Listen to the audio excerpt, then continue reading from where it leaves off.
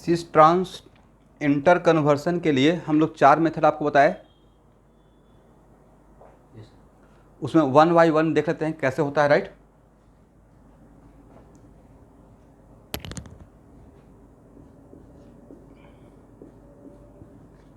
पहला मेथड क्या था, जस्ट बाई हीटिंग, ये कर लिए हैं क्या? तो एक्चुअल में ये ऑलरेडी हम लोग कर चुके थे।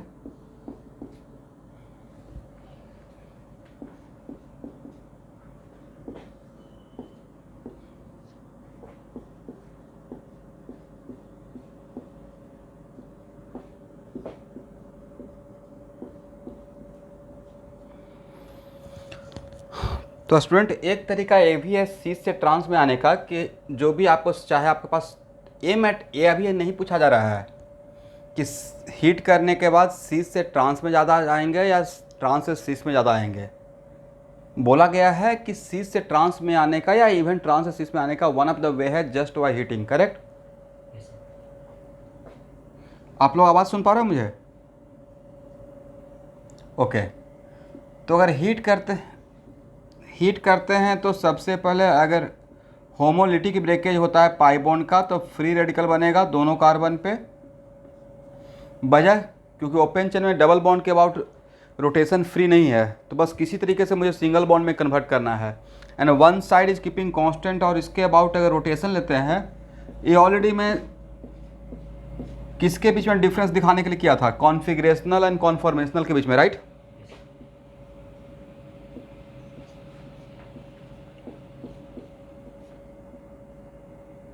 और फिर से यहाँ पे ए बॉन्ड फॉर्म हो जाएगा। यही काम आप ट्रांस से सीस में जाने के लिए कर सकते हैं, राइट।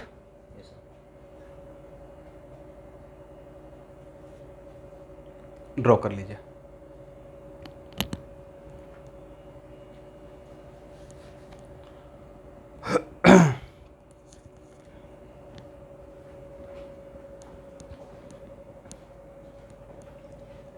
इसको हटाए।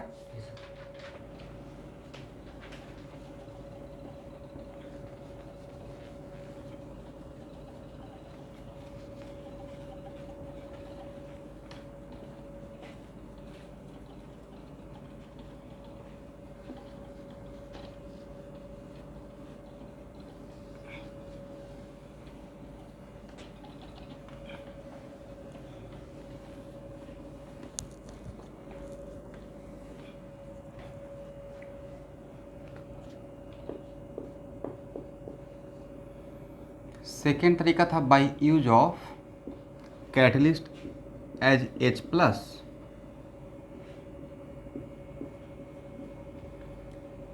और ये H प्लस बहुत बार आएगा, आप लोग इससे यूज टू हो जाइएगा। तो एक्चुअल में H plus searching for what, तो sir H plus searching for electron, electron है कहाँ पे, पाई क्लाउड में, राइट। और यहाँ पे कंप्लीट एरो यहाँ से, इसका मतलब अब नेक्स्ट मैं जानबूझ के दोनों डबल बॉन्डेड कार्बन को सिमेट्रिकल रखा हूँ। दैट्स वाई कि अभी आपको मार्कोवनिकॉफ रूल या इस बात का ओरिएंटेशन का कन्फ्यूजन ना हो कि इस कार्बन के थ्रू पाई इलेक्ट्रॉन डोनेट करेंगे या इस कार्बन के थ्रू डोनेट करेंगे, इसलिए मैंने जानबूझ के सिमेट्रिकल रख दिया, राइट। इसका मतलब यहाँ से डोनेट करें यहाँ से डोनेट करें एक ही बात है इस केस में, करेक्ट ना। But AH plus as a catalyst in किया है।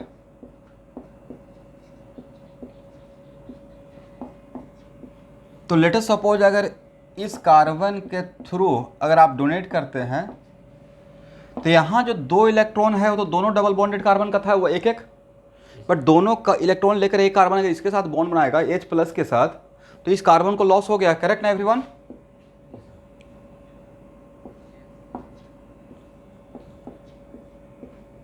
अब फिर क्या करेंगे कि इस साइड को कांस्टेंट करके इसको रोटेशन ले लीजिए थोड़ा सही रिप्रेजेंटेशन के लिए।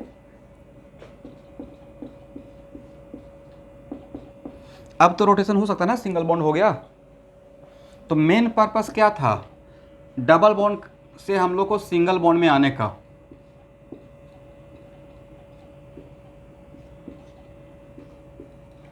उसके बाद H plus as a catalyst in किया, H plus as a catalyst out हो गया, करेक्ट।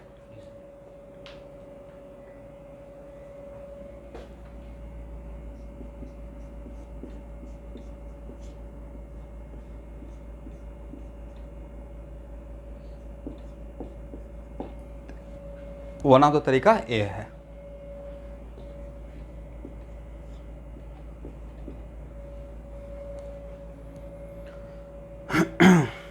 हो गया।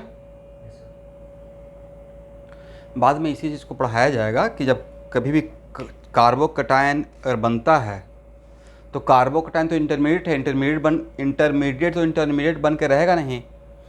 ऑर्गेनिक केमिस्ट्री में या केमिस्ट्री में कोई भी चार्ज पार्टिकल बनकर नहीं रहना पसंद करेगा, एक्सेप्ट एरोमेटिक कटायन और एरोमेटिक अनायन, क्योंकि एरोमेटिक कटायन और एरोमेटिक अनायन वो एक्चुअली एरोमेटिक है ही उसी की वजह से। तो बाकी चार्ज पार्टिकल अपना चार्ज को क्या करना चाहेगा, एज सुन एज कम हटाना चाहेगा। तो हटाने का तरीका था कि यहाँ से H+ रिलीज होकर यहाँ से फिर से बॉन्ड बन जाएगा। तो ये सेकंड तरीका था by use of H+। This is the mechanism, right. चलिए लिख लीजिए।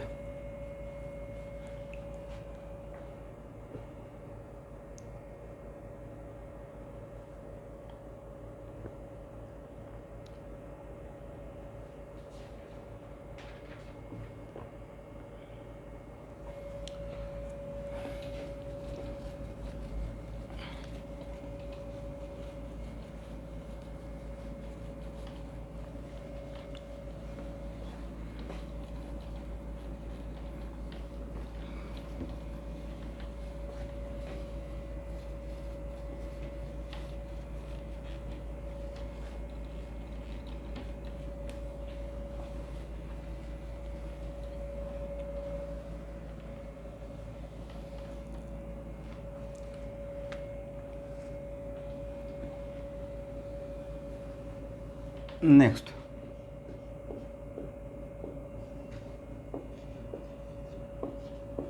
बाय यूज ऑफ क्या था थर्ड में, आर रेडिकल।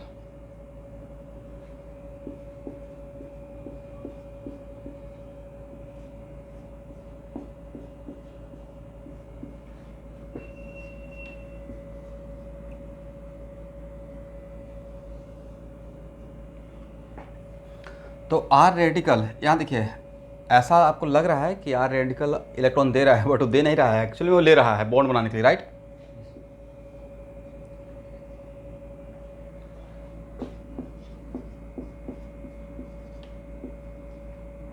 बाद में जब मैकेनिज्म पढ़ाते रहेंगे तो आपको बताएंगे कि किसी भी न्यूट्रल मॉलिक्यूल पे कटायन अटैक करता है तो कटायन बनता है, अनायन अटैक करता है तो अनायन बनता है, फ्री रेडिकल अटैक करता है तो फ्री रेडिकल बनता है। तो यहाँ पे फ्री रेडिकल न्यूट्रल था, फ्री रेडिकल अटैक किया तो फ्री रेडिकल बनना था, राइट।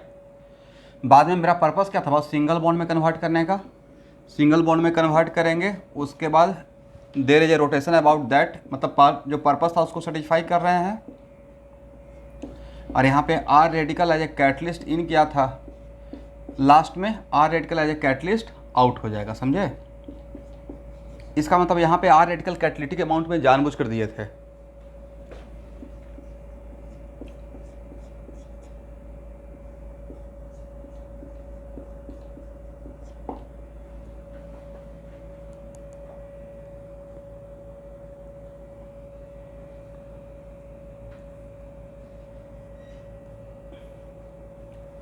हो गया।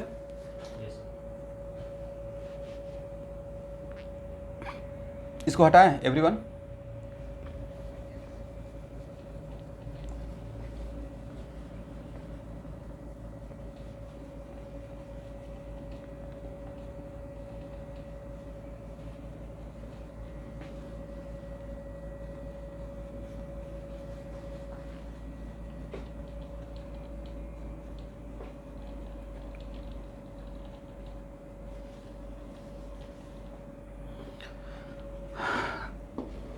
अब देखिए फोर्थ पॉइंट क्या था,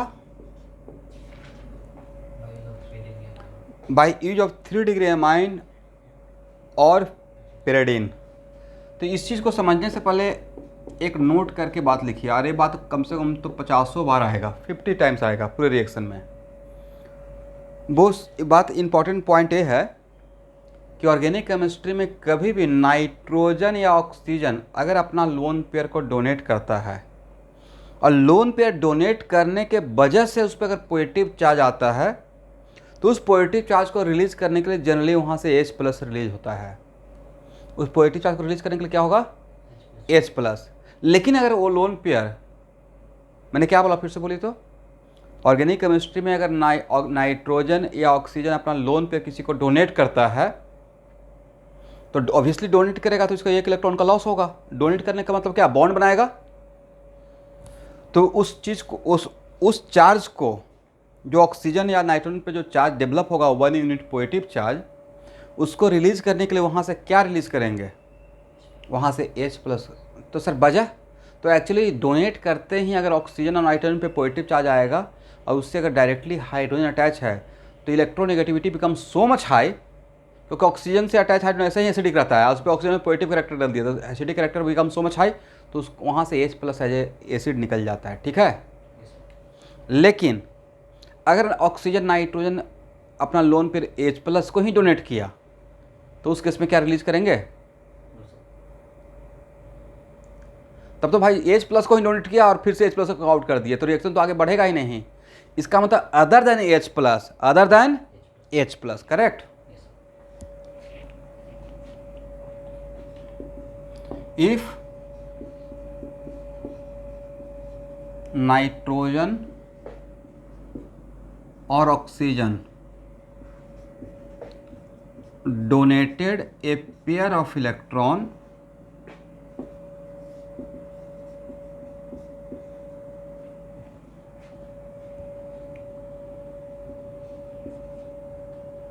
to any substance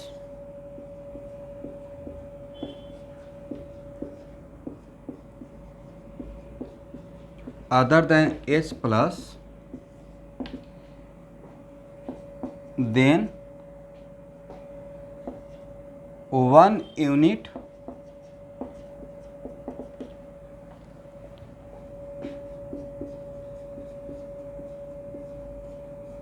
positive charge developed on it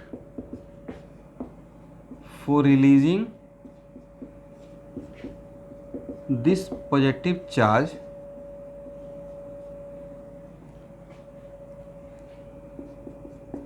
H plus should be removed from nitrogen और ऑक्सीजन इन जनरल। ठीक है ना। इसका मतलब नाइट्रोजन या ऑक्सीजन रिएक्शन में कहीं पे भी अगर अपना पेयर ऑफ इलेक्ट्रॉन डोनेट करता है to any substance other than H plus, तो इसके वजह से जो उस पर 1 यूनिट पॉजिटिव चार्ज डेवलप होगा, उस पॉजिटिव चार्ज को रिलीज करने के लिए अगर उसके पास हाइड्रोजन अवेलेबल है तो वहाँ से किसको रिलीज करेगा, H प्लस को रिलीज करेगा।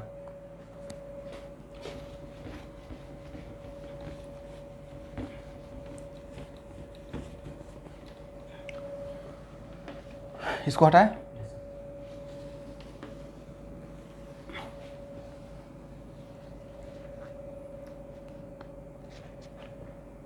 यहाँ देखिए something like this.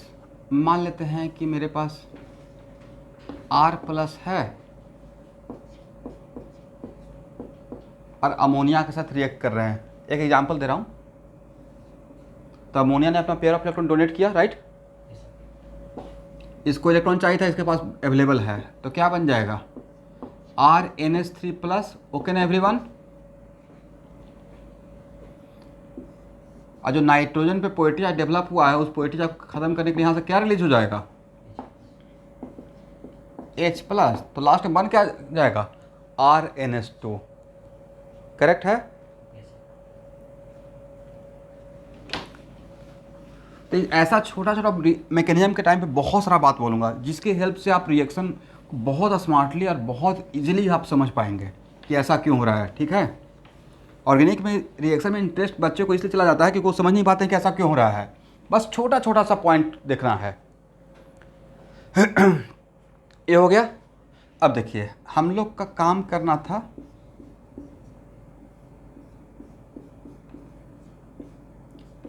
Latest suppose हम लोग यहाँ पे 1 डिग्री एमाइन को ही लेकर आते हैं, किसके लिए, सिस से ट्रांस में कन्वर्ट करने के लिए। तो cis से ट्रांस में कन्वर्ट करने के लिए तो हम लोग मान लेते हैं कि ऐसा काम करते पहले, डोनेट करते और यहाँ पे क्या डेवलप होता, निगेटिव चार्ज।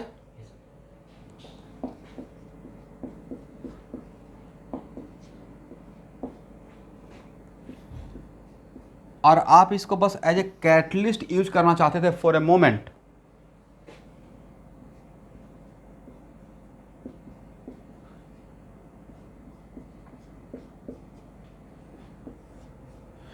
बट नहीं लगता है कि it is very important to note that कि जैसे ही नाइट्रोजन पे पॉजिटिव कैरेक्टर डेवलप होगा और उसके पास हाइड्रोजन है और उसने अपना पेयर ऑफ इलेक्ट्रॉन H+ को डोनेट नहीं किया है, तो वहाँ से अपने पॉजिटिव चार्ज को खत्म करने के लिए वहाँ से क्या रिलीज करेगा, H+। और OH+ कहाँ जाके बैठ जाएगा, इस C- के पास बैठ जाएगा, राइट। तो आप इसको भेजे थे समझौता करने के लिए या कुछ काम, कुछ पर्पस के लिए, किस पर्पस के लिए, कि जाकर कौन सा काम कर दे, सिस से ट्रांस में कन्वर्ट कर दे। इसने जाकर रिएक्शन ही कर लिया, राइट। अब समझ में आ गया भाई, we can not use 1 degree amine, 2 degree amine या इवन अमोनिया, क्योंकि अमोनिया या 1 डिग्री एमाइन या 2 डिग्री एमाइन को भेजेंगे तो सी से ट्रांस में कन्वर्ट करेगा या उसके साथ रिएक्ट कर जाएगा, उसके साथ रिएक्ट कर जाएगा, इस रीजन से। समझ गए सब लोग को, समझ में आ गया कि भाई we can not use 1 degree amine, 2 degree amine या even ammonia for this purpose. Okay,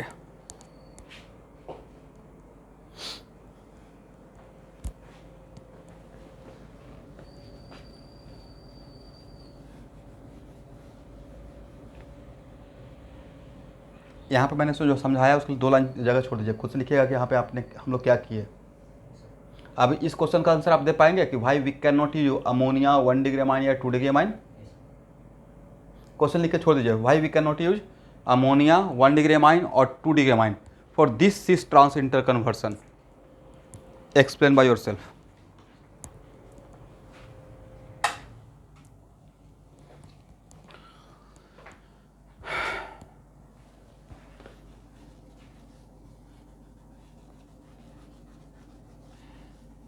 Shubhankar, अभी जूलॉजी का डिस्कशन क्लास बहुत बाकी है क्या?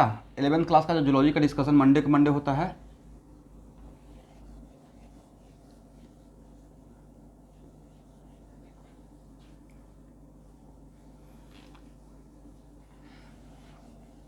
और ठीक है, तो जूलॉजी का डिस्कशन क्लास में अब दोपहर में लगा दूंगा 3 to 4, ठीक है। और बाकी नहीं भाई वीक में एक दिन भी होगा तो काफ़ी है। और इवन शायद कल से ही ट्यूसडे को छोड़कर, most likely Tuesday and Wednesday को छोड़कर, या इवन कि मैं HCV का और DK सिंह का जो डिस्कशन क्लास है वो दिन में लगाऊंगा। डिस्कशन क्लास थ्योरी क्लास नहीं लगाऊंगा, किसी का बच्चे का स्कूल की वजह से लॉस ना हो। बट प्रॉब्लम डिस्कशन क्लास लगा सकते हैं। प्रॉब्लम डिस्कशन क्लास वो वीडियो देखकर भी कर सकते हैं। यहाँ पे IUC ज्वाइन किए हुए हैं ना आप? प्रॉब्लम डिस्कशन क्लास अगर डे टाइम में लगता है लाइक 11 बजे से पहले, 12 बजे के आसपास, तब प्रॉब्लम डिस्कशन में तो प्रॉब्लम नहीं है। वो तो देख लेंगे ना, वीडियो से समझ में आ जाएगा कि मैं कहाँ पे क्या डिस्कस कर रहा हूँ। ओके। और लेकिन एक चीज़ का प्रॉब्लम है, मुझे रोटेशन और SHM पढ़ाना है, तो उसके लिए क्या कीजिएगा, वीक में 1 आध दिन आप एडजस्ट कर पाएंगे? या it is hard and fast rule है आपके लिए, मतलब आपके लिए नहीं, मतलब उस स्कूल के लिए कि एक एक क्लास करना है एवरीडे?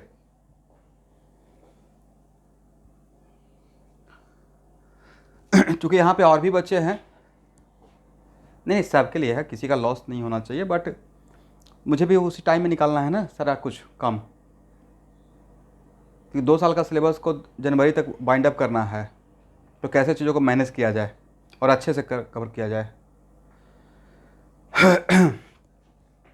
देखिए, मैकेनिक्स में तो ऑलमोस्ट तो सेंटर ऑफ मास कोलिजन तक तो पढ़ा ही चुके हैं, अब 2 चैप्टर है, राइट। और नहीं तो फिर उसके लिए वेट करना पड़ेगा। अब मैं चाह रहा था कि इसको स्मार्टली कवर कर लेते, थोड़ा सा क्लास लगाकर।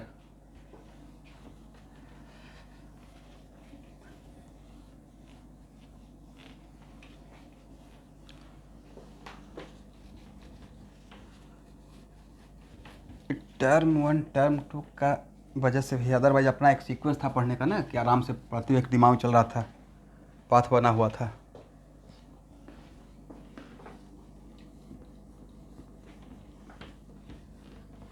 चलिए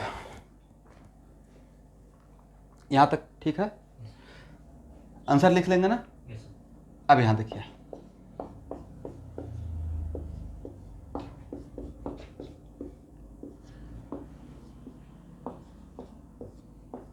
प्रिडीन के पास लोन पेयर है, अब बिल्कुल लोकलाइज्ड है, अवेलेबल है। एग्री? क्या इसका लोन पेयर रेजोनेंस में है? अवेलेबल है। तो प्रिडीन को बहुत जगह हम लोग एज ए कैटलिस्ट यूज करते हैं, as a catalyst.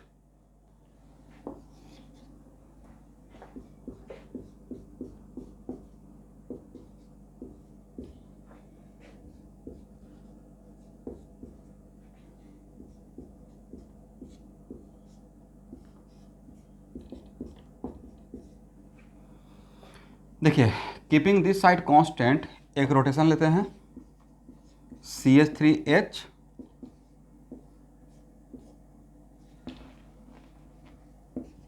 HCH3 CH3H।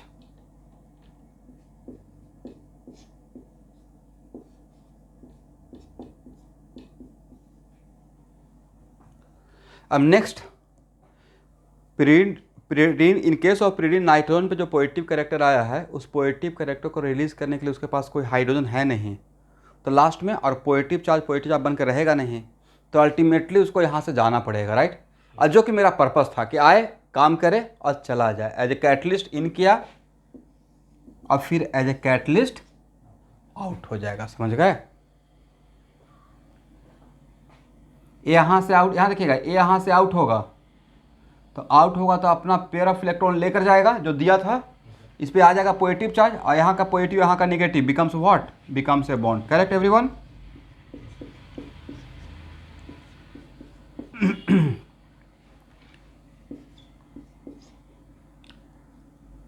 तो बोलिए यहाँ पे प्रिडीन क्यों सुटेबल रहा, जबकि 2 डिग्री अमाइन या 1 डिग्री अमाइन फेल कर गया? क्योंकि सर प्रिडीन ने अपना लोन पे डोनेट किया फॉर ए मोमेंट, बट उस पर जो पॉजिटिव कैरेक्टर डेवलप हुआ, उस वजह से वहाँ पे वो रह नहीं पाएगा, बिकॉज पॉजिटिव चार्ज को हटाने के लिए, रिलीज करने के लिए उसके पास कोई अवेलेबल हाइड्रोजन उससे डायरेक्टली अटैच नहीं था, as like in case of ammonia या 1 degree amine. Is it right? तो अगर सेम काम अगर 3 डिग्री अमाइन को लेकर काम करें, लाइक 3 डिग्री अगर अमाइन मेरे पास रहता, तो इन केस ऑफ 3 डिग्री अमाइन, क्या नाइट्रोजन से डायरेक्टली कोई हाइड्रोजन अटैच है? तो अगर 3 डिग्री अमाइन भी अटैक करेगा अपना लोन पे ऐसा, और ये डेवलप करेगा, तो जो नाइट्रोजन पे जो पॉजिटिव कैरेक्टर डेवलप होगा, उस पॉजिटिव चार्ज को रिलीज करने के लिए उसके साथ कोई डायरेक्टली H+ अटैच नहीं है, तो अल्टीमेटली लास्ट में उसको जाना पड़ेगा। करेक्ट? और जाने के पीछे का एक वजह और भी रहेगा, आगे चलकर रिएक्शन मैकेनिज्म में पढ़ाएंगे, एक कंप्लीट क्लास ही लूँगा, 1 कंप्लीट क्लास, शायद उससे भी ज़्यादा हो जाएगा। लिविंग ग्रुप, अब पूरे ऑर्गेनिक केमिस्ट्री में सबसे सुपर लिविंग ग्रुप होता है डाइजोनियम कटायन। मतलब कहने का सेंस है मोटा मोटी कि हाइड्रोजन पे अगर पॉजिटिव, नाइट्रोजन पे अगर पॉजिटिव चार्ज आ गया तो उसका living character become so much high, तो या तो वहाँ से अपने पास से H+ को रिलीज कर देगा पॉजिटिव चार्ज को हटाने के लिए, और नहीं तो फिर वहाँ से वो आउट हो जाएगा। ठीक है? तो 4 मेथड था। ठीक है?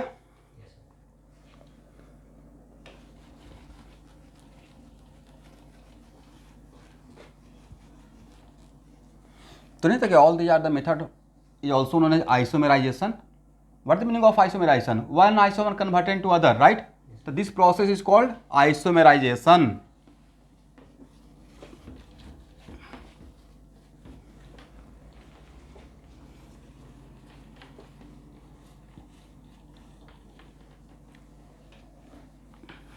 अब देखिए,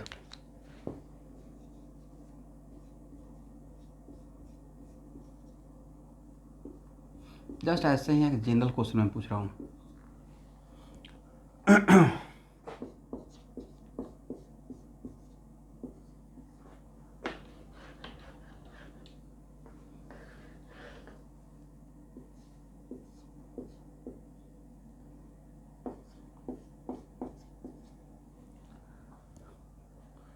सीस और ट्रांस में किसका स्टेबिलिटी ज़्यादा है according to steric factor? A more stable है और ए लेस स्टेबल है। तो इसका स्टेबिलिटी कम है, मतलब इसका स्टेबिलिटी कम मतलब एनर्जी ज़्यादा। तो एनर्जी वाइज अगर ए और बी में कंपेयर करेंगे तो किसका एनर्जी लेवल ज़्यादा?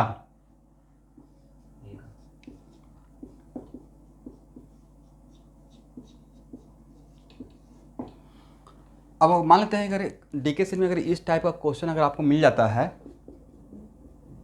कि एट सीस और ट्रांस, आप एक मिनट इधर देखना है, सीस और ट्रांस आपके मिक्सचर में सीस और ट्रांस सीस ट्रांस दोनों है, करेक्ट? या कोई एक रिएक्शन हो रहा है जिसमें सीस भी बन रहा है ट्रांस भी बन रहा है, तो किसका बनने का चांस ज़्यादा रहेगा? जिसका स्टेबिलिटी ज़्यादा रहेगा उसको प्रोपोर्शन ज़्यादा रहेगा।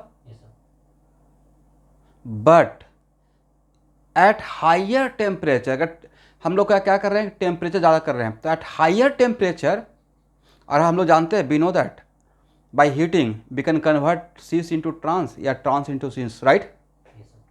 एट एक मिनट let me finish. At higher temperature we know that just by heating we can convert cis into trans or trans into cis, is it right? तो at higher temperature किसका amount ज़्यादा रहेगा? तो आप अपने सराउंडिंग का टेम्परेचर ज़्यादा कर दिया, इसका मतलब जानबूझकर आप एनर्जी सप्लाई कर रहे हैं, राइट?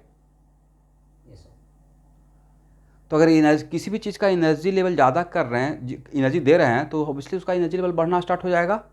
इसका मतलब एट वेरी हाई टेम्परेचर नहीं लगता कि सीस फॉर्म ज़्यादा एग्जिस्ट करना शुरू होगा?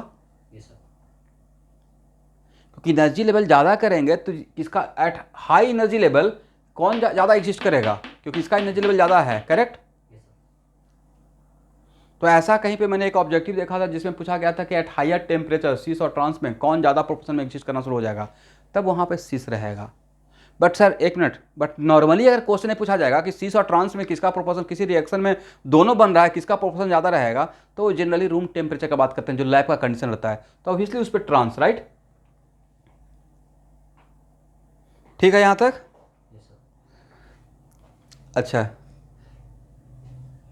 हाँ कोई बात नहीं है। यहाँ देखिए सबसे पहले बोलिए रूम टेम्परेचर पे किसका स्टेबिलिटी ज़्यादा? ट्रांस का स्टेबिलिटी ज़्यादा है, राइट? इसका मतलब है कि एक एनर्जी लेवल अगर हम लोग ड्रॉ करते हैं तो सीस यहाँ पे एग्जिस्ट करेगा और ट्रांस यहाँ पे एग्जिस्ट करेगा, राइट? अब आउटसाइड से आप एनर्जी सप्लाई कर रहे हैं, हीट कर रहे हैं चीज़ों को, राइट? तो जब हीट करेंगे तो हीट करने के बाद क्या होगा? By heating pi bond break होने का चांस है। तो मान लेते हैं कि पाई बॉन्ड इसका भी ब्रेक हो गया और पाई बॉन्ड इसका भी ब्रेक हो गया, मिक्सचर में दोनों था, और ये इसमें कन्वर्ट हो सकता है, ये इसमें कन्वर्ट हो सकता है। बट आप इतना ज़्यादा हीट का सप्लाई कर दिए, एनर्जी का सप्लाई कर दिए, तो एनर्जी सप्लाई करेंगे तो जो मॉलिक्यूल्स है एनर्जी को एब्जॉर्ब भी तो करेगा। एनर्जी एब्जॉर्ब करने के बाद उसका एनर्जी लेवल कम रहेगा या ज़्यादा रहेगा?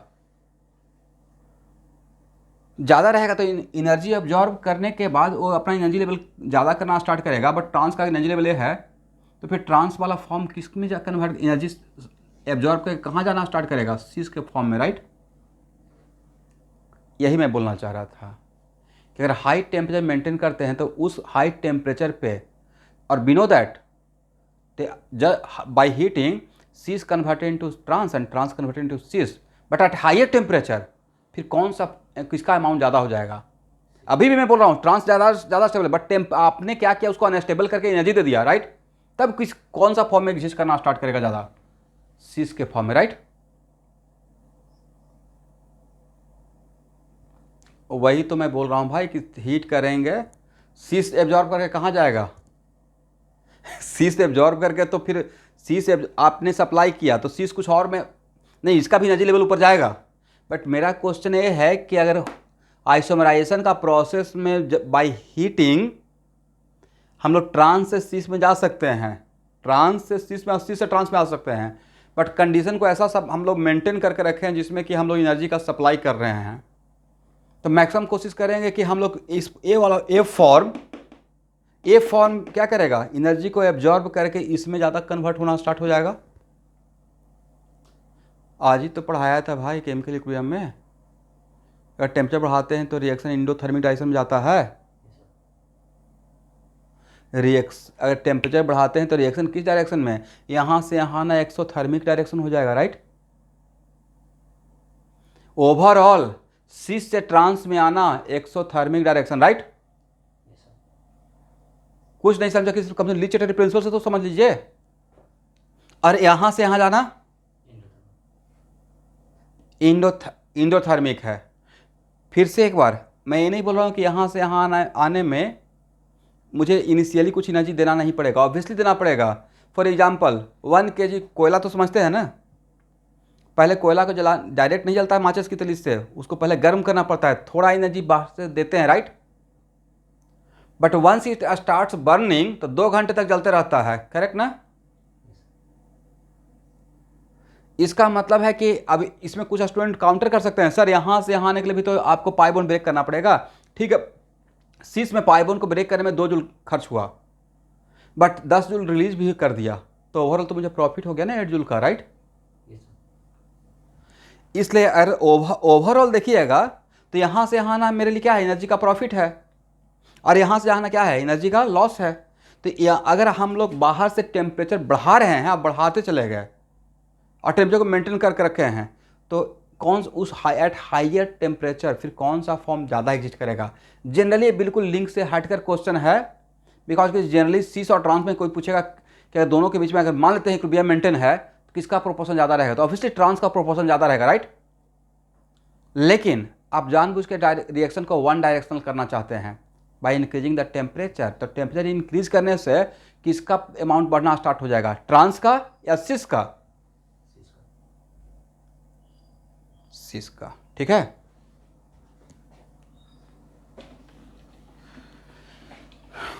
ओके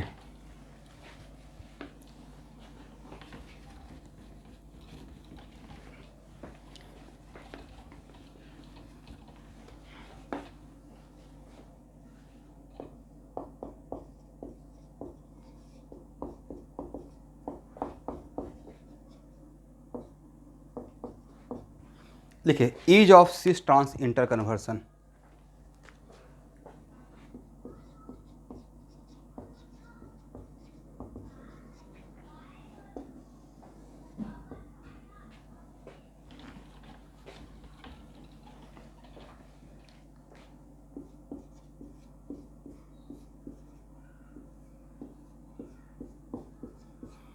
बोलिए सिस से ट्रांस या ट्रांस से सिस में ओपन चेन में किसको ब्रेक करना पड़ रहा है, बोलना है डबल बॉन्ड को, मतलब पाई बॉन्ड को, राइट। लेकिन किसी भी तरीके से अगर पाई बॉन्ड का डबल बॉन्ड का कैरेक्टर कम कर दें, डबल बॉन्ड का कैरेक्टर कम कर दें, तो सिस और ट्रांस इंटर कन्वर्सन क्या कम होगा या ज़्यादा हो जाएगा, क्योंकि मुझे पाई बॉन्ड ब्रेक करना पड़ता है, राइट। लेकिन अगर यहाँ पे डबल बॉन्ड की जगह पे कंप्लीट डबल बॉन्ड की जगह पे पार्शियल डबल बॉन्ड रहता है बाय एनी मीन्स, तो सिस से ट्रांस या ट्रांस से सिस एक दूसरे में कन्वर्ट होने का चांस कम या ज़्यादा हो जाएगा, राइट। यस, इसका मतलब क्या एक पॉइंट बना सकते हैं, ease of cis trans interconversion inversely proportional to double bond character.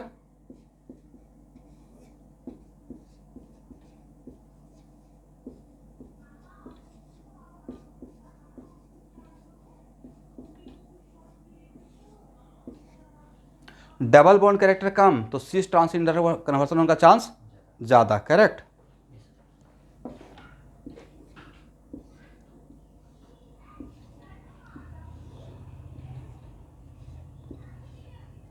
ऐसा डायग्राम याद था, एक जगह बताए थे,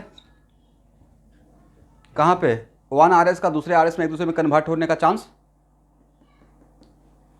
इन सिमिलर फैशन एक सिस्टम है जिसमें ट्रांस और सिस के बीच में एनर्जी गैप ए है, और एक सिस्टम है जिसमें ट्रांस और सिस के बीच में एनर्जी गैप ए है। कहाँ पे अभी पहले देख लीजिए, ये मैं एक एनर्जी लेवल दिखाया हूँ, इसको ड्रॉ नहीं करना है, जस्ट समझाने के लिए। पहला तो मेरा ट्रिक ये हो गया, इस पर कुछ एग्जांपल लेंगे, ठीक है। सेकंड, अगर ये है सिस्टम ए, ये है सिस्टम बी, अगर आपसे पूछा जाएगा कि ए और बी में किस में सिस से ट्रांस में आने का टेंडेंसी ज़्यादा, नहीं क्वेश्चन आप ध्यान से नहीं सुने, ए और बी में किस में सिस से ओनली ट्रांस में आने का चांस ज़्यादा, बी में इसका स्टेबिलिटी कम है, एनर्जी डिफरेंस ज़्यादा है, इसका स्टेबिलिटी कम है, इसका इन दोनों में कंपेयर करते हैं तो इसका सिस का स्टेबिलिटी कम है इसके रिस्पेक्ट में, राइट। तो ये क्या करना चाहेगा, एज सुन एज अपना एनर्जी रिलीज करके ट्रांस में आना चाहेगा, करेक्ट। तो सी से ट्रांस में आने का टेंडेंसी इसका ज़्यादा रहेगा और इसका कम रहेगा। दोनों ट्रांस में आना चाहेगा, बट कौन ट्रांस में जल्दी आना चाहेगा, ये ज़्यादा आना चाहेगा, राइट। और दूसरा क्वेश्चन, ट्रांस से सीस में जाने का टेंडेंसी या चांस, सर यहाँ से यहाँ जाने के लिए एनर्जी देना पड़ेगा, यहाँ से यहाँ जाने के लिए एनर्जी देना पड़ेगा, इसमें कम एनर्जी देना पड़ेगा, इसमें ज़्यादा एनर्जी देना पड़ेगा, राइट। इसका तो ट्रांस से सीस में जाने का टेंडेंसी ए में ज़्यादा रहेगा, बी में कम रहेगा, एग्री। अब थर्ड क्वेश्चन, सीस से ट्रांस एंड ट्रांस से सीस एक दूसरे में कन्वर्ट होने का टेंडेंसी किस में ज़्यादा, तब आंसर रहेगा ए। तो इस क्वेश्चन को पूछने का 3 तरीका, करेक्ट। पहले मैंने तोड़ तोड़ कर पूछा, अब बाद में जहां पे बोलेंगे सीस ट्रांस इंटर कन्वर्सन, एक दूसरे में कन्वर्ट होने का टेंडेंसी, तब देखेंगे एक दूसरे का एनर्जी डिफरेंस, स्टेबिलिटी का डिफरेंस। तो जहां पे सीस और ट्रांस के बीच का स्टेबिलिटी का डिफरेंस ज़्यादा, वहां पे एक दूसरे में कन्वर्ट होने का chance come, and vice versa, correct. इस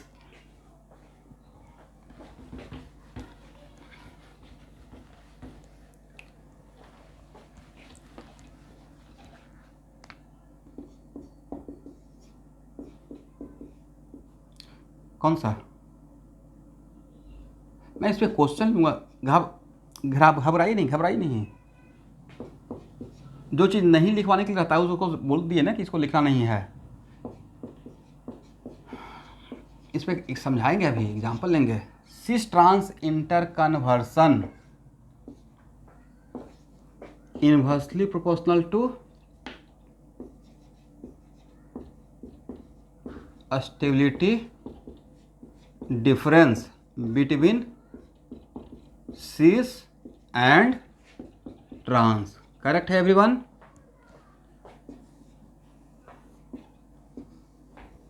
चलिए, इसका मतलब सीस एंड ट्रांस के बीच में स्टेबिलिटी का डिफरेंस ज़्यादा, स्टेबिलिटी का डिफरेंस ज़्यादा तो एक दूसरे में कन्वर्ट होने का चांस कम, और स्टेबिलिटी का डिफरेंस कम तो एक दूसरे में कन्वर्ट होने का चांस ज़्यादा, एंड वाइस वर्सा, ठीक है। तो सर ये बोलने के लिए बॉक्स बनाने के तो अच्छा है, इस पर जब तक एग्जाम्पल नहीं लीजिएगा तब तक समझ में नहीं आएगा, राइट।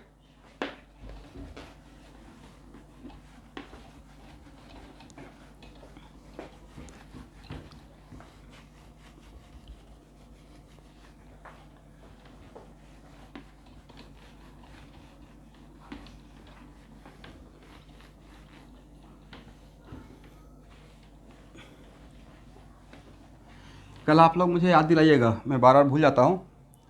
एक बार सिर्फ आप लोग अपना डिसाइड करिए। अच्छा, आप लोग खुद का कौन कौन लोग कंप्यूटर लिए हैं, कुछ लोग तो लिए होंगे, जैसे रोशन कुमार एक लिए हुए हैं, तो थोड़ा सा एज ए पेरेंट्स, मैं तो एज ए पेरेंट्स थोड़ा सोचता भी हूँ ना, मतलब जैसे कैसे आप सबके पेरेंट्स सोचते हैं अपने बच्चों के लिए, तो मैं भी थोड़ा सा रोशन के लिए एज ए पेरेंट्स कभी कभी दिमाग में आता है।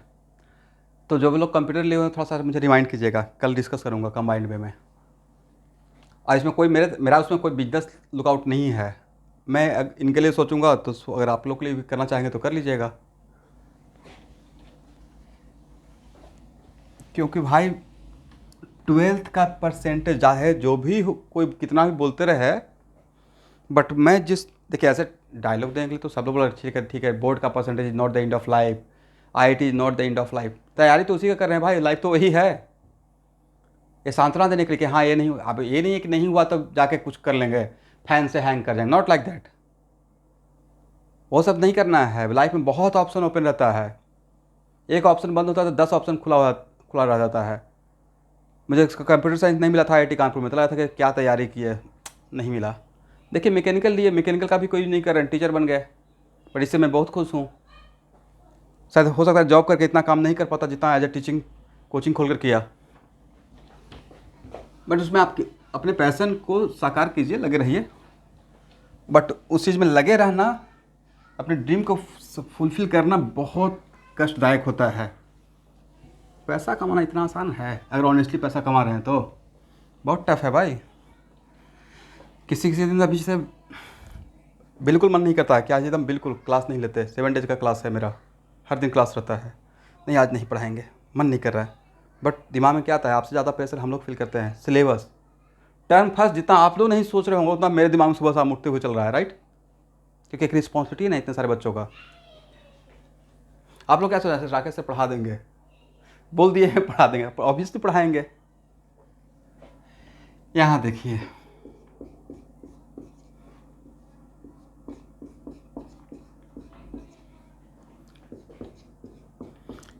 एक क्वेश्चन का आंसर शुभांकर को देना है। बोले शुभांकर, ए और बी में किस में सिस ट्रांस इंटर कन्वर्जन का चांस ज़्यादा? वजह सर बी को जो आप बोलिए सर बी में जो आप देख रहे हैं, यस यहाँ पे वो कंप्लीट डबल बॉन्ड नहीं है, पार्शियल डबल बॉन्ड कैरेक्टर था। यस, ड्यू टू रेजोनेंस यहाँ पर डबल बॉन्ड कैरेक्टर कम है और यहाँ पर डबल बॉन्ड कैरेक्टर ज़्यादा है। अभी नहीं बोले सर यहाँ पे तो हाइपर कंजन हो रहा है, तो हाइपर कंजन और रेजोनेंस में रेजोनेंस आगे निकल जाएगा, राइट? इसका मतलब बी ग्रेटर देन ए, क्या बोल सकते हैं उस कॉन्सेप्ट के बाद? Ease of cis to trans बोल रहा हूँ, ट्रांस टू सिस बोल रहा हूँ, या सिस ट्रांस इंटर कन्वर्सन, मतलब एक दूसरे में कन्वर्ट होने का। Ease of cis trans interconversion, समझ गए? चलिए, तो इस टाइप का एग्जांपल मिलेगा डीके में तो बन जाएगा। चलिए इसको हटाया जाए यहां से।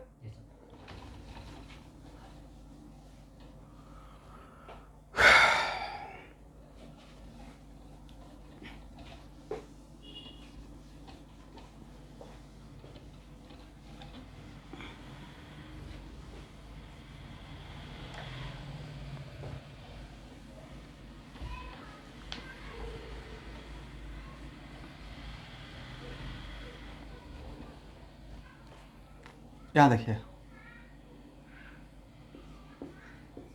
अब इसको ध्यान से समझिएगा।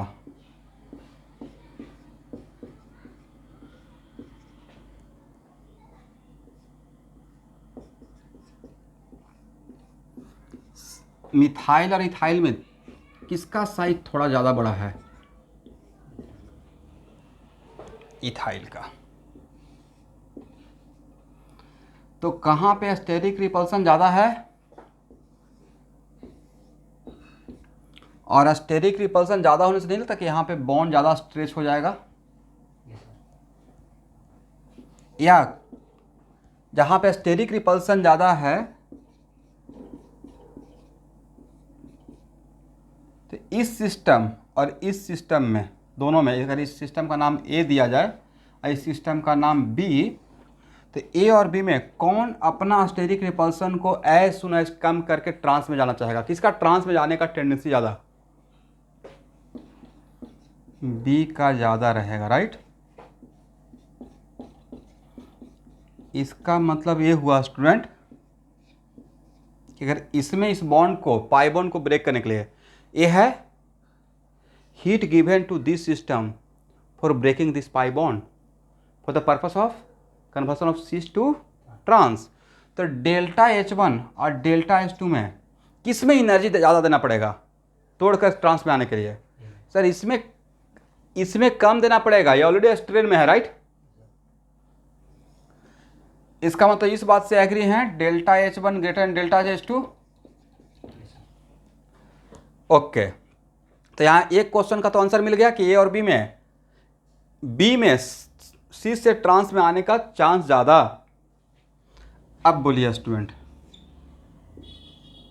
मुझे ट्रांस से सीस में भी जाना है, तो ट्रांस से सीस में जाने के लिए अगेन हम लोग को एनर्जी देना पड़ेगा।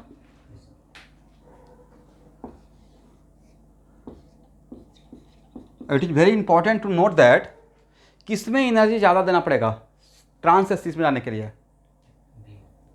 H4, क्योंकि सर इसको तोड़कर और यहाँ तक आएंगे तो इसमें स्टेरिक रिपल्सन जहाँ भी ज़्यादा उसका एनर्जी लेवल ज़्यादा, तो उस उतना रिपल्सन को मेंटेन करने के लिए उसके एनर्जी लेवल तक लेके जाना पड़ेगा, राइट? दैट्स वाई मुझे लगता है कि यहाँ पे ज़्यादा एफर्ट लगाना पड़ेगा, आपको ज़्यादा एनर्जी देकर यहाँ पे तक लाना पड़ेगा। इसका मतलब है कि इसमें डेल्टा H3 और डेल्टा H4 में किसका एनर्जी ज़्यादा वैल्यू ज़्यादा होना चाहिए? Delta H4 should be greater then delta H3। सब लोग एग्री हैं? इसका मतलब अब दूसरा क्वेश्चन, ट्रांस से सिस में किसका चांस जाने का ज़्यादा रहेगा? ए का ज़्यादा रहेगा, अब बी का कम रहेगा, करेक्ट? ओके, इसका मतलब इंडिविजुअल क्वेश्चन का तो आंसर आप दे दीजिएगा। सिस से ट्रांस में आने का B greater than A, trans से सिस में आने का A greater than B. But मेरा क्वेश्चन है, अगर थर्ड क्वेश्चन आ गया जो कि जनरली पूछा जाएगा, सिस ट्रांस इंटर कन्वर्सन, तब कैसे बता दिए? हाँ, लेकिन वो तो तो अब यहाँ पे एक्चुअल में इन दोनों के बीच का जो हीट का जो डिफरेंस रहेगा उसी को स्टेबिलिटी का डिफरेंस का पैरामीटर मान लिया गया है, करेक्ट? एनर्जी कौन सा? Energy difference between cis to trans minus trans to cis minus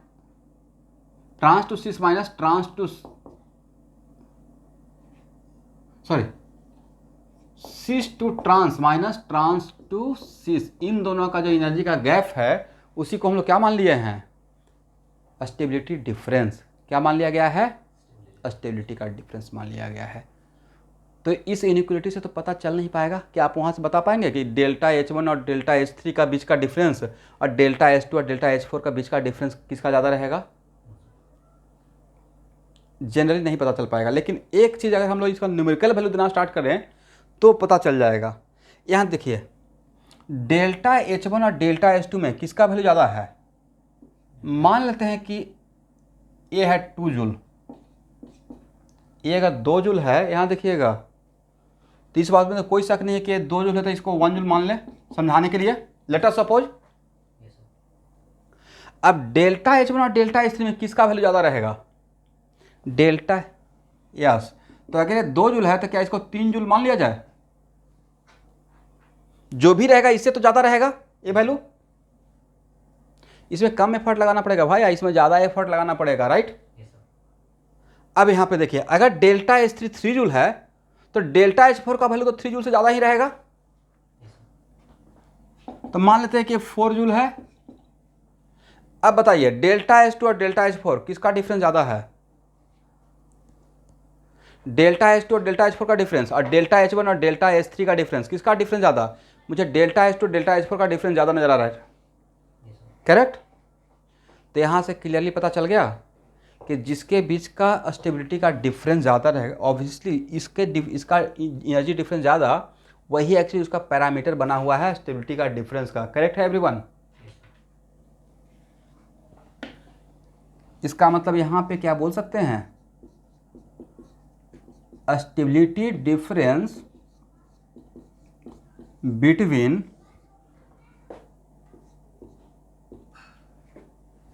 cis and trans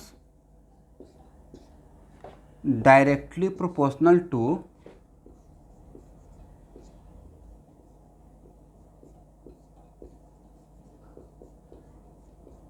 देखो सही लिखा?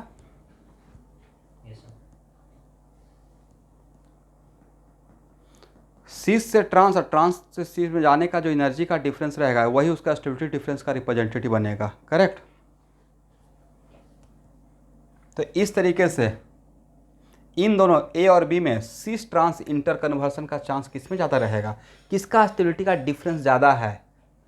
B greater than A stability difference, correct, between what, cis and trans. तो स्टेबिलिटी का डिफरेंस ज़्यादा तो इंटर कन्वर्सन कम, right. Then order of cis trans interconversion का order क्या हो जाएगा एवरीवन, ए बी से ज़्यादा रहेगा, करेक्ट। बट इसी क्वेश्चन में 3 क्वेश्चन बन सकता है। सिर्फ अगर ए पूछते सीस से ट्रांस में आने का टेंडेंसी, तब बी आगे निकल जाएगा। ट्रांस से सीस में आने की टेंडेंसी, ए आगे निकल जाएगा। लेकिन सीस ट्रांस इंटर कन्वर्सन तब भी ए ही ज़्यादा रहेगा, राइट। ओके, सब लोग को समझ में आ गया है एवरीवन। इसको हटाया जाए।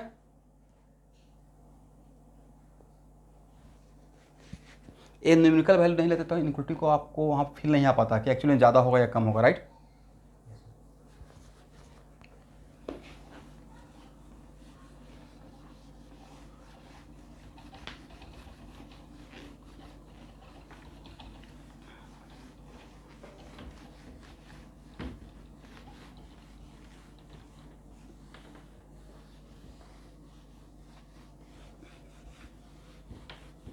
आप लोग को अल्केन का तो फिजिकल प्रॉपर्टी पढ़ा दिए थे केमिकल बॉन्डिंग में, बताए थे ना। More substituted alkane are more stable with respect to less substituted alkane due to intramolecular, या more branch alkane are more stable with respect to less branch alkane due to intramolecular van der force of attraction, right.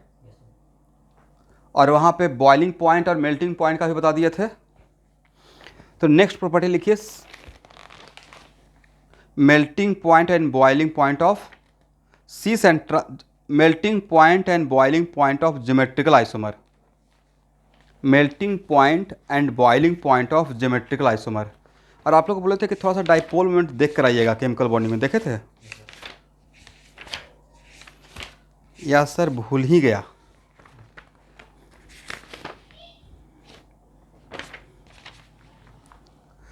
बोले generally boiling point किससे related है, mostly boiling point related रहता है dipole moment से, right. अब melting point generally related रहता है van der Waals force of attraction से, करेक्ट। एक लाइन लिख लीजिए,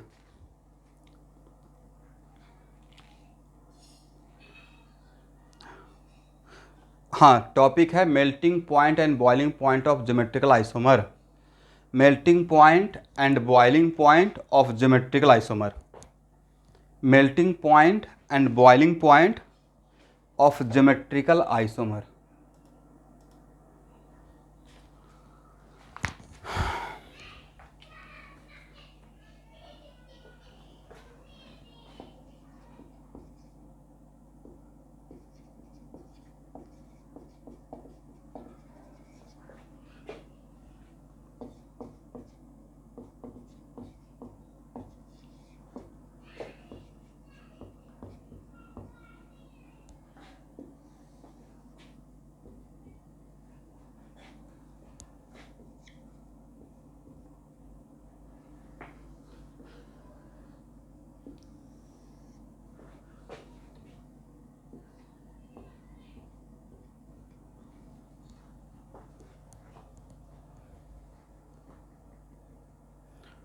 फर्स्ट लिखिए बॉइलिंग पॉइंट के लिए,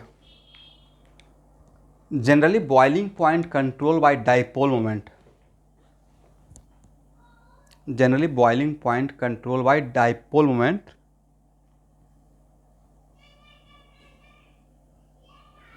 and melting point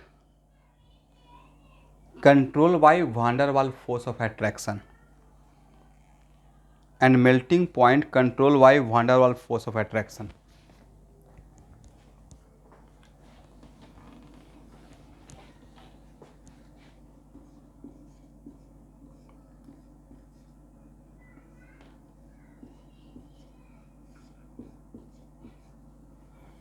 यहाँ देखिएगा स्टूडेंट,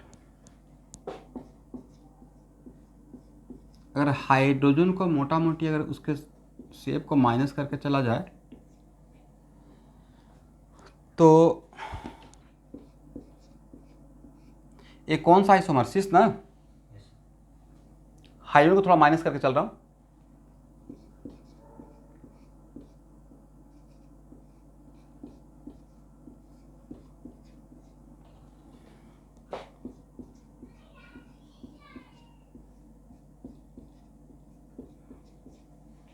तो ट्रांस आइसोमर में थोड़ा सा लीनियर टाइप का शेप का नेचर आता है, इसमें एरिया ऑफ कांटेक्ट ज़्यादा दिखता है, राइट।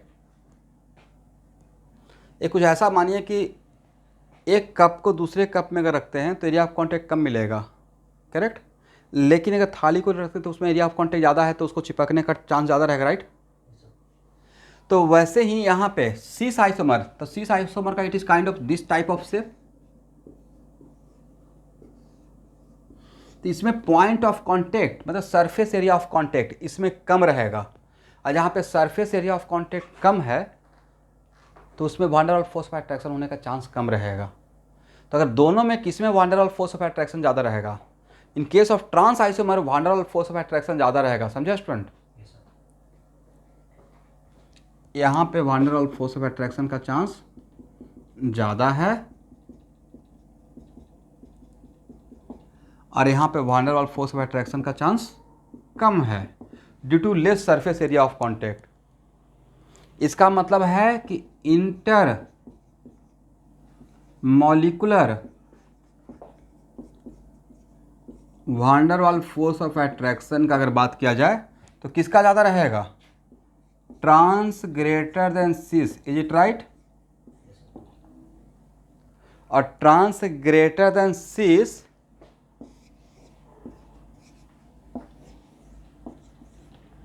तो आपको बताना कि अगर ट्रांस का ज़्यादा है सिस से, इसका मतलब किसका मेल्टिंग पॉइंट ज़्यादा रहेगा, मेल्टिंग पॉइंट का ऑर्डर रहेगा trans greater than cis, is it right. यहाँ तक आइए।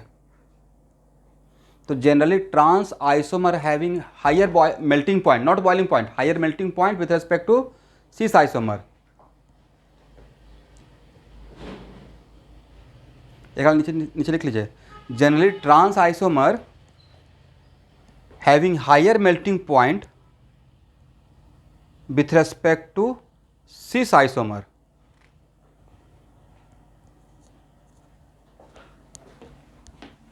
Generally trans isomer having higher melting point with respect to cis isomer. Reason क्या लिखिएगा, due to intermolecular van der Waals force of attraction, उसका reason क्या लिखिएगा। यहाँ पे एरिया ऑफ कांटेक्ट ज़्यादा है, यहाँ पे एरिया ऑफ कांटेक्ट कम है, यस यहाँ पे मोर सरफेस एरिया ऑफ कांटेक्ट है। क्योंकि बात वजह ये है ना कि मोस्टली हाइड्रोकार्बन को हम लोग नॉन पोलर मान के चलते हैं।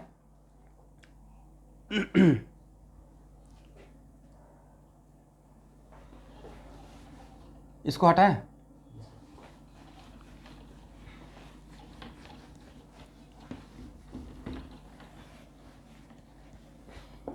लेकिन बॉइलिंग पॉइंट के टाइम पे हम लोग को डाइपोल मोमेंट देखना है, ठीक है स्टूडेंट।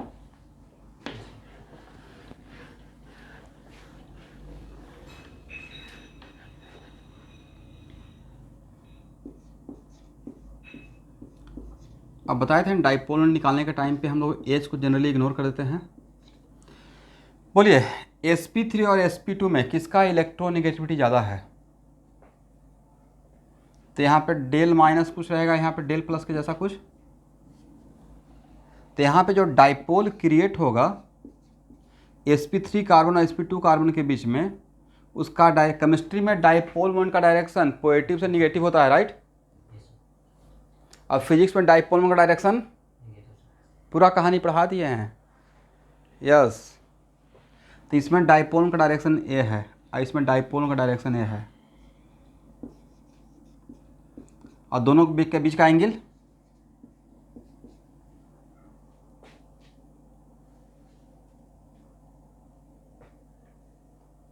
क्या समस्या है भाई आप लोग को। आगे भी तो बढ़ा सकते हैं, दोनों का बीच का एंगल सर 60 रहेगा, राइट। यहाँ देखिए ए एंगल कितना 120 ना, तो आगे बढ़ेगा तो हो जाएगा ये वाला बचेगा 60, राइट। इधर से भी आएगा तो 120, आगे बढ़ेगा तो 60, तो सर 60 60 ये हो गया, इसको आगे बढ़ाएंगे, क्रॉस कर देंगे तो ये भी तो 60 रहेगा, तो आमने सामने का एंगल 60। और दोनों बिकॉज जिस केस में आपने सिमेट्रिकल लिया है तो μ1 और μ2 डायरेक्शन वाइज तो अलग है बट मैग्नीट्यूड वाइज सेम है, तो उसका रिजल्टेंट डाइपोल बीच से पास करेगा, राइट। तो क्या यहाँ पे रिजल्टेंट डाइपोल 0 के बराबर है?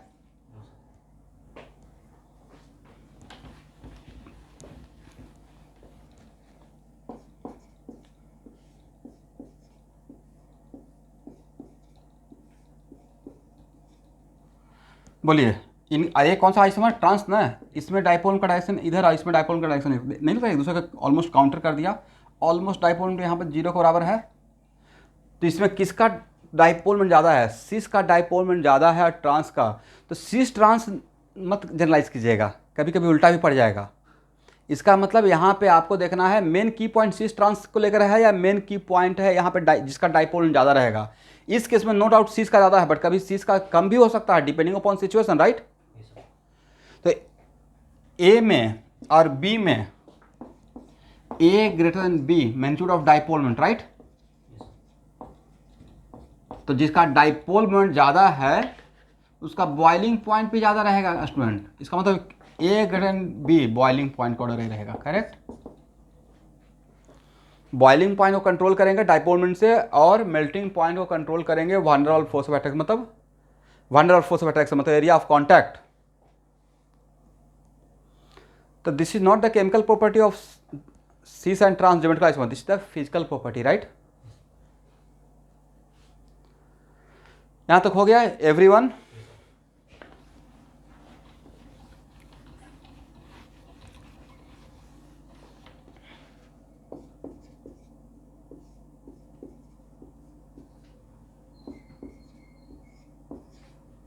सिस या ट्रांस?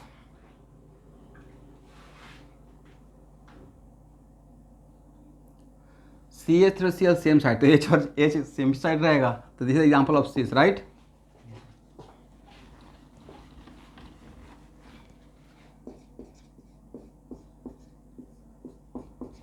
सिस या ट्रांस? ट्रांस। आपको बताना है इसमें या इसमें। ये दूसरा एग्जांपल मैं ले रहा हूं, इन दोनों में किसका डाइपोल मोमेंट ज़्यादा रहेगा? इसमें डाइपोल का डायरेक्शन किधर रहेगा? मुझे लगता है कि क्लोरीन की तरफ रहना चाहिए, राइट। और इसमें डाइपोल का डायरेक्शन इस तरफ रहना चाहिए, करेक्ट ना। तो दोनों के बीच का, हाँ बी का ऑब्वियसली ज़्यादा रहेगा क्योंकि बी में दोनों डाइपोल के बीच का एंगल 0 डिग्री हो गया, राइट। तो पैरेललोग्राम लॉ से दो वेक्टर के बीच में गिवन वेक्टर का मैग्नीट्यूड गिवन है, फिक्स है, और एंगल को वेरी करना है, तो एंगल 0 तो रिजल्टेंट मैक्सिमम, राइट। मैं नहीं बोला कि इसमें 0 हो रहा है, इसमें भी 0 नहीं हो रहा है। यहाँ भी रिजल्टेंट डाइपोल मोमेंट का मैग्नीट्यूड मिलेगा μr1 म्यू नेट 1, यहाँ भी रहेगा म्यू नेट 2, बट किसका रिजल्टेंट मैग्नीट्यूड ज़्यादा रहेगा? इसका ज़्यादा रहेगा, इसका कम रहेगा, right. B greater than A, but यहाँ पे सिस का कम है, ट्रांस का ज़्यादा है, इसलिए सिस ट्रांस वाला भ्रम से ऊपर उठ जाना है। हो भी जनरली सिस का ज़्यादा रहता है डाइपोल मोमेंट, बट ये क्या है? इज इट ए रूल या डिपेंडिंग अपॉन सिचुएशन? मतलब कहने का सेंस है सर डाइपोल मोमेंट देखना है, सिस ट्रांस नहीं देखना है, क्या देखना है? डाइपोल मोमेंट देखना है, राइट। तो अब किसका बॉइलिंग पॉइंट ज़्यादा रहेगा? मुझे लगता है बी ग्रेटर नहीं है, राइट। बॉइलिंग पॉइंट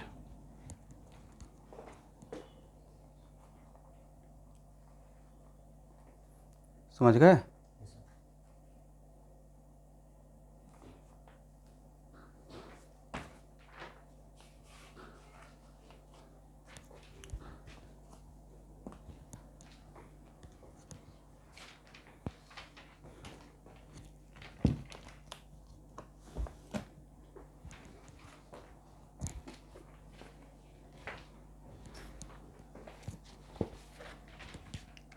अभी आप लोग आइसोमेरिज्म में स्टार्ट किए हैं नहीं किए हैं? आप लोग को प्रोजेक्ट जो दिए थे उसमें सब लोग तो सबमिट कर दिए भाई, मैं अभी देखा नहीं हूँ, लेकिन कल तक मैं देख लूँगा सबका असाइनमेंट, ठीक है स्टूडेंट? सबमिट तो कर चुके हैं ना? और घर पे एक बार पेरेंट्स को भी बोल दिया कि देखिए इतना मेहनत से मैंने 15 दिन में इतना कुछ बनाया पढ़ा, ये मेरा प्लीज़ रिक्वेस्ट है, ताकि वो भी कॉन्फिडेंस में रहे कि हाँ बच्चा पढ़ रहा है। कभी शौक से भी तो बोलिए कि देखो मैं इतना कुछ पढ़ रहा हूँ, डी के सिंह का ये बुक है, यहाँ पे इतने प्रॉब्लम है, इतना लगा रहा हूँ। डिस्कस करते हैं नहीं करते हैं? करना चाहिए भाई। मतलब हम लोग जाके, मेरे पिताजी बिल्कुल साइंस बैकग्राउंड के नहीं थे, लेकिन हम लोग कभी 6 महीने पे जाता था तो बहुत आराम से शौक से बैठता था। मैं ये नहीं बोला कि अब मेरा स्टोरी जाकर सुनाना स्टार्ट करिए, लेकिन मैं जाकर अपने टीचर का बताता था गांव में बैठ कर कि देखिए ये लोग ऐसे पढ़ाते हैं, हम लोग तो इतना सोचे भी नहीं थे, इस लेवल से भी पढ़ाया जाता है, ऐसे से बातें होती है, IITA है। एक मोटिवेशन के लिए, ताकि उनको एज ए फैमिली उनको भी थोड़ा कॉन्फिडेंस आता रहे कि हाँ बच्चा कुछ लाइफ में आगे करेगा।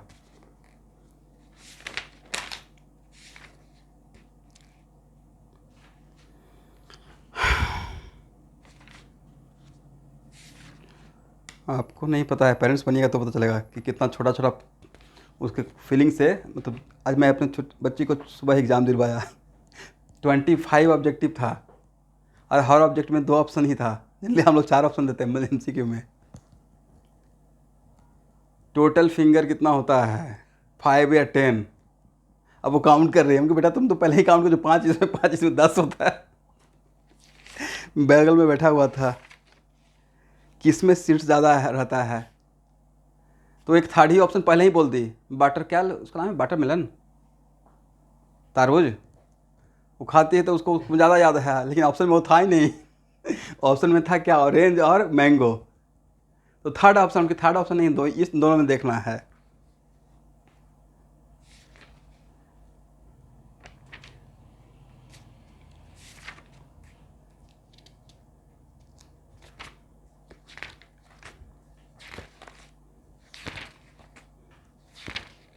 ओके, एक क्वेश्चन आपके लिए देख रहा हूँ। चलो ये बुक निकालिए डी का।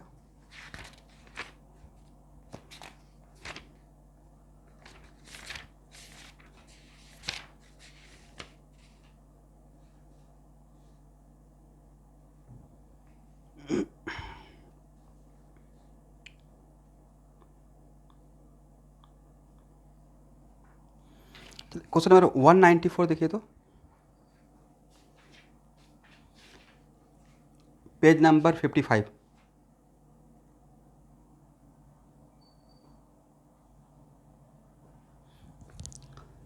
देखिए स्टूडेंट, नोमेनक्लेचर में जनरली नेमिंग में जो मैं आपको नेमिंग जो सिखाया हूँ, ये it is very important to note that जो नेमिंग हम लोग सिखाए हैं आपको, उसमें जनरली उसका आइसोमिज्म का care, without caring the isomerism सिखाया गया है, करेक्ट ना?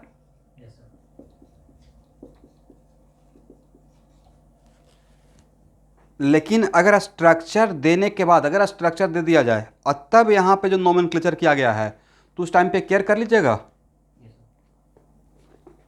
जैसे यहाँ पे 194 में 3 और 4 के बीच में, 3 और 4 के बीच में क्या सीस और ट्रांस नोमेनक्लेचर वैलिड है? सीस ट्रांस पॉसिबल है? 1 नो। और बिटवीन 5 और 6 वहाँ भी वैलिड नहीं है, सीस ट्रांस नहीं हो सकता है, कम से कम एक सिमिलर होना पड़ेगा, सिमिलर है नहीं। तब इसका नोमेनक्लेचर के लिए क्या बोला गया है? ये तो पता है कि नंबरिंग किस तरफ से करना है, numbering from which side, obviously left से राइट, करेक्ट? क्योंकि यहाँ पे अल्फाबेटिकली सुपीरियर डिसाइड करेगा नंबरिंग किधर से होगा, राइट? दोनों तरफ से डबल बॉन्ड का नंबरिंग सेम है ना? तो इसके अब नेक्स्ट तब यहाँ पे है 3 क्लोरो, उसके बाद 6 मिथाइल, लेकिन 3 4 के बीच में, 3 और 4 के बीच में जो डाइन है, इन है, वो ई है या जेड है, तो डिसाइड कर लेंगे। तो 3 और 4 के बीच में higher priority group same side है तो जेड है, इसे 3Z लिखा हुआ है। और 5 और 6 के बीच में higher priority group opposite side है, राइट? तो वो हो गया ई। तो करेक्ट ऑप्शन क्या रहेगा? 3 chloro 6 methyl 3Z 5E octadiene, is it right? इसका अंदर सीस ट्रांस या ईजेड के टर्म में नोमेनक्लेचर रहेगा, तो अब देख लेंगे ना कि कैसे करते हैं। इसका मतलब है कि जो हम लोग ऐसे जनरली हम लोग क्या बोलते हैं, ऐसे जनरली हम लोग, यहाँ पे आपको थोड़ा कन्फ्यूजन होता है क्योंकि आप तो बोलते हैं कि सर ये तो ईजेड तो था नहीं, तो वहाँ पे सिर्फ ऐसे लिख देते थे, राइट। बट अगर स्ट्रक्चर इंडिकेट करके और ऑप्शन में ई जेड या सी स्ट्रॉन्ग दिया रहेगा तो वहाँ पे अब हम लोग डिसाइड कर पाएंगे। तो जनरली यहाँ पे ऐसे हम लोग बोलते हैं 3,5 ऑक्टाडाइन, अब क्या बोलेंगे 3 जेड 5,5 ई ऑक्टाडाइन। तो इस टर्म में भी आपका ऑप्शन आ सकता है और नीट में बहुत बार आया हुआ है, ठीक है। जस्ट एक ईजेड तो पहले ही से पता हो जाएगा, नहीं पेरेंट, हाँ पेरेंट से पहले 3 के साथ जेड, अब 5 के साथ ई, राइट। जस्ट एक टर्मिनोलॉजी बता रहा था।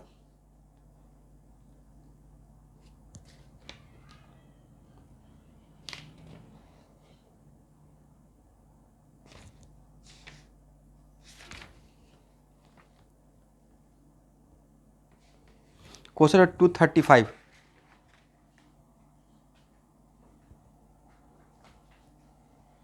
How many geometrical isomer of this compound are possible.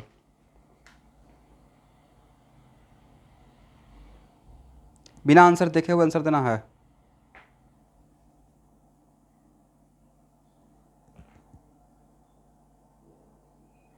To 35,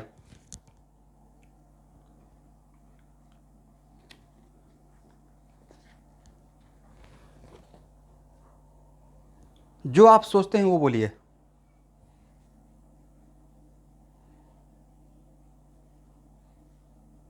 भाई कुछ तो माइंड में आएगा। जीरो, फर्स्ट टाइम सबके माइंड में जीरो ही आता है।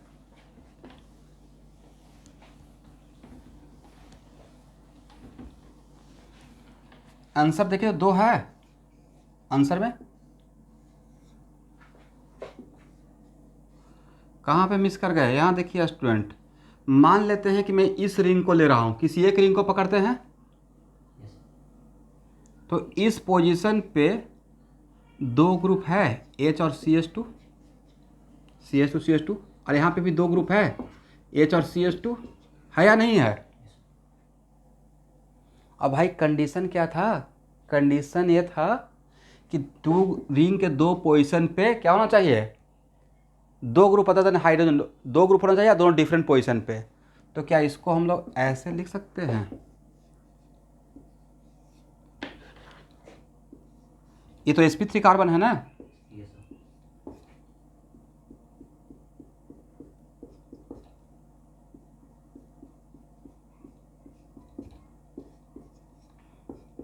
एक कौन सा form, both hydrogen are on the same side, cis form.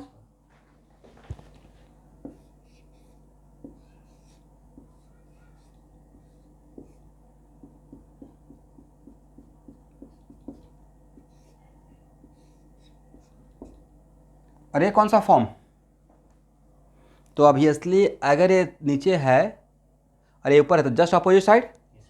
तो यहाँ देखिए इसी को हम लोग ऐसे कर सकते हैं, ये अगर डॉटेड पे है तो ये बोल्ड पे हो जाएगा, ये थोड़ा ऊपर चला जाएगा, राइट। और ये बोल्ड पे है तो ये किस पे हो जाएगा, डॉटेड पे हो जाएगा, करेक्ट है स्टूडेंट। इसका मतलब इसमें पॉसिबल था कितना, सीस एंड ट्रांस, इजेड भी बोल सकते हैं। तो करेक्ट आंसर शुड बी 2। ये बड़ा ट्रिकी क्वेश्चन था, इसमें सबका आंसर जीरो आ जाता नहीं। ठीक है,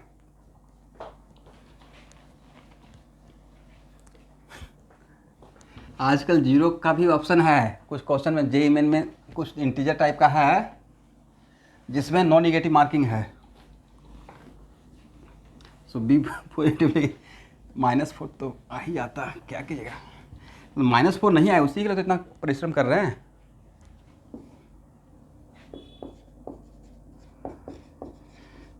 ज्योमेट्रिकल आइसोमेरिज्म का लास्ट टॉपिक, क्यूमुलिन्स टाइप मॉलिक्यूल्स।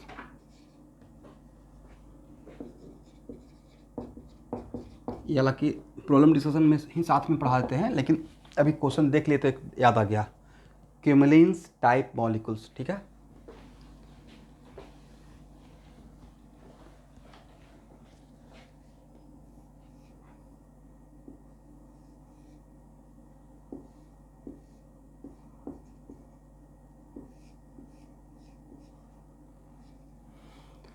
यहाँ पे ज्योमेट्रिकल आइसोमरिज्म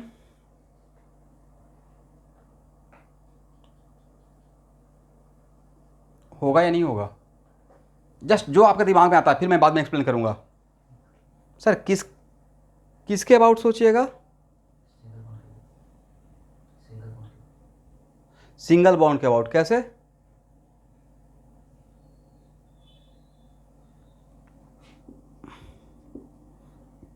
सिंगल बॉन्ड के अबाउट सोचने के लिए ये बोलते हैं ना कि जब सिंगल बॉन्ड के अबाउट सोचेंगे, लेकिन उसमें जिस कार्बन के लिए सोचेंगे वो डबल sp2 नहीं होना चाहिए, राइट? या तो दोनों sp2 है, करेक्ट है ना? तो अब मैं आपको ट्रिक दे रहा हूँ। एक खास करके 6 मेंबर रिंग के लिए ट्रिक है, लिख लीजिएगा, this is for the 6 member ring, दूसरे में अप्लाई नहीं करना है, ठीक है? 6 मेंबर रिंग में जस्ट अपोजिट कार्बन पे अगर डबल बॉन्ड, यहाँ पे C डबल बॉन्ड C या C डबल बॉन्ड C हो, तो इधर इस तरफ का जो भी कार्बन है, इस तरफ का जो भी स्ट्रक्चर है, इस तरफ का जो भी स्ट्रक्चर है, एक शॉर्टकट ट्रिक है, this is not a rule. तो इस तरफ को जस्ट एक डबल बॉन्ड के जैसा मान लीजिएगा, जस्ट बिहेव लाइक एक कार्बन है, इस कार्बन, और यहाँ देखिए इस तरफ के पूरे स्ट्रक्चर को, इस तरफ के पूरे स्ट्रक्चर को just behave like a bond, ठीक है? कब मानना है? लेकिन it is very important to note that ये ट्रिक तब काम करेगा जब यहाँ पे हाइड्रोजन को छोड़कर बाकी कोई ग्रुप नहीं हो। अब यहाँ पे ब्रोमीन बैठा दीजिएगा तब ये काम नहीं करेगा। अगर इस तरफ और इस तरफ कोई नहीं ग्रुप है तो इधर और इधर को मिलाकर क्या कर देना है? बॉन्ड सोच लेना है, ठीक है? अब तब आपको नहीं लगता कि इट इज जस्ट लाइक क्यूमुलेंस? और क्यूमुलेंस का केस तो पिछले क्लास में पढ़ाए थे ना। क्यूमुलेंस में क्या होता है, अगर number of continuous double bond odd है, अगर number of continuous double bond odd है, देन व्हाट? उस केस में अगर एंड कार्बन पे 2 डिफरेंट ग्रुप हो तो वहाँ पे ज्योमेट्रिकल आइसोमरिज्म पॉसिबल है, इज इट राइट? बट यहाँ पे एंड कार्बन इसको अगर इस तरीके से फॉर्मेट में ले आए तो क्या and odd number of pi bond तो है, बट क्या एंड कार्बन पे 2 डिफरेंट ग्रुप है?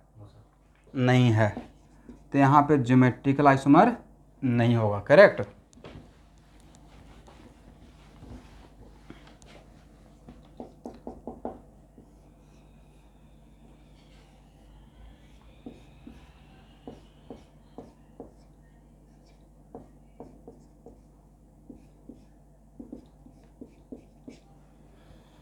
देखिए अगर ये ट्रिक नहीं देते तो यहाँ भी आपको नज़र नहीं आता। नज़र इसलिए नहीं आता क्योंकि आप तो देखते कि यहाँ पे इस डबल बॉन्डेड, यहाँ देखना है, इस डबल बॉन्डेड कार्बन पे तो 2 डिफरेंट ग्रुप है, बट इस डबल बॉन्डेड कार्बन पे CH2 अगर ओपन चेन में ये डबल बॉन्ड रिंग का है या ओपन चेन का है? ओपन चेन का है, बट इसमें one of the carbon of the ring involve है, बट यहाँ तो CH2 आपको सेम ही नजर आता, तो आपको लगता कि इसके अबाउट नहीं होना चाहिए, इसके अबाउट नहीं होना चाहिए, राइट?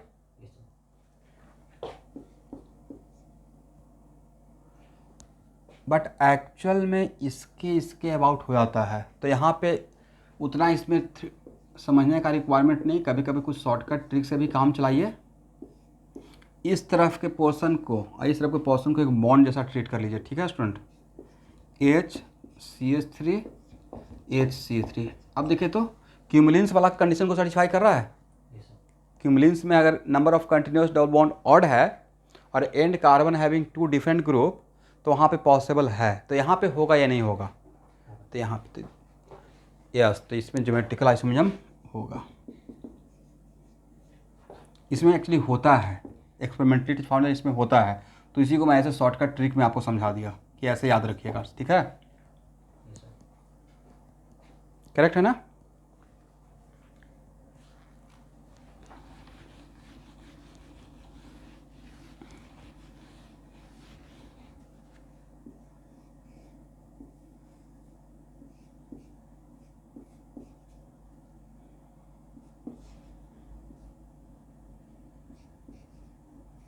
इसमें ज्योमेट्रिकल आइसोमरिज्म होगा या नहीं होगा?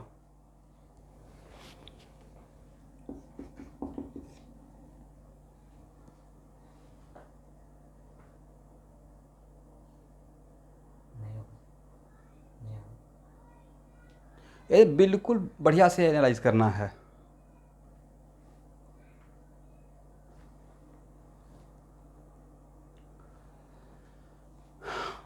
भाई रिंग में इस पोजीशन के बीच में तो नहीं होगा, क्योंकि रिंग में पहले ही बोल दिया हूँ कि वन ऑफ द कार्बन भी अगर sp रहेगा तो नहीं होगा। But what about this double bond? ये डबल बॉन्ड ओपन चेन का है भाई। इस डबल बॉन्ड में ये डबल बॉन्डेड कार्बन पे 2 डिफरेंट ग्रुप है, और इस डबल बॉन्डेड कार्बन पे भी तो 2 डिफरेंट ग्रुप है।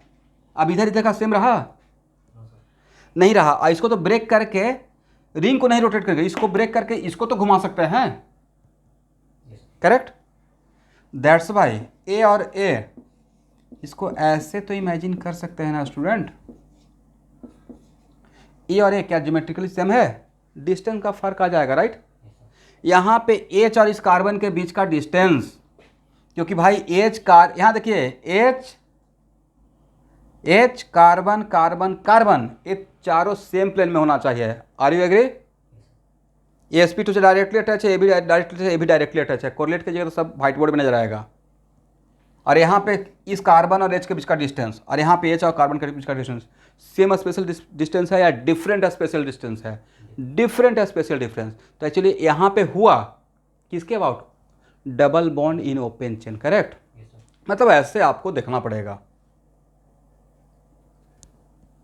इसका मतलब यहाँ पे होगा, हाँ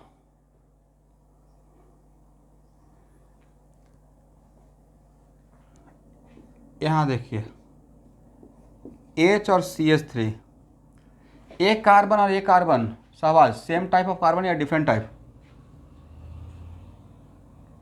क्या इसको R1 इसको R2 बोल दे?